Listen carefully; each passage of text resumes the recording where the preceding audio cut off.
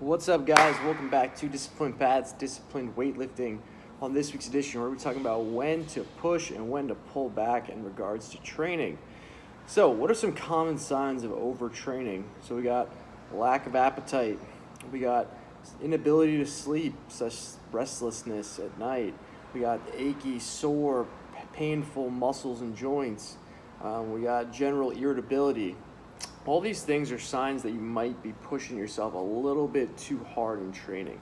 I heard a great quote from Dr. Mike Israetel of Renaissance Periodization saying that all coaches at some point should overtrain in order to know the signs and symptoms so they can better coach their athletes who they believe are overtraining or potentially overtraining. So essentially what we're looking for are those signs and symptoms in our athletes. Are they sleeping well? Are they eating well? Are they irritable more often than not? Are they just enjoying training? Are they coming in every day with a positive attitude, or is every day coming in feeling like crap, struggling to warm up, struggling to do their lifts, struggling to do their WOD if they're doing CrossFit? These are all signs that stuff's going to be, you're pushing too far, you're overreaching your training too often, and you're getting overtrained. So when do we reach that point? Or what's kind of the balance where we're trying to find where it's a good idea to keep pushing and when it's a good idea to pull back? Well, again, if your joints, muscles start to ache, that's a normal part of training. That's like not crazy, but there's a kind of a fine line between where it becomes normal soreness to like extreme soreness. It's taking you like 4 or 5 days to recover from workouts, then you're pushing too hard. On the same note, if your joints are aching all the time, it might be a good time to pull back. I mean, we're not professional weightlifters, we're not professional CrossFitters, at least not for the most part. We're trying to train clients that are just want to be fit. They want to be athletes.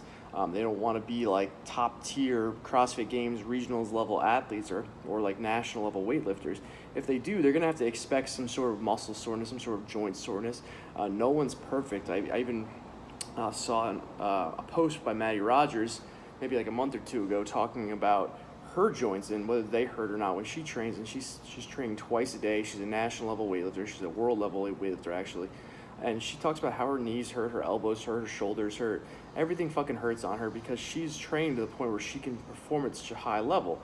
And all that makes sense in regards to her training, but it doesn't make sense in regards to training your athletes or your clients because they are not at that level. And if they are at that level, then they have to assume that that's what they're going to have to endure in order to continue training to be the best they can be. So yeah, that's just some things to think about.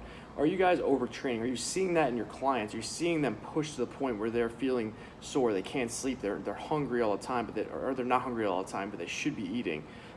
These are just like I said, things to look for in your population, your athletes, so that you can better coach them and better assess their mental state essentially, so that they can continue training to an optimal level.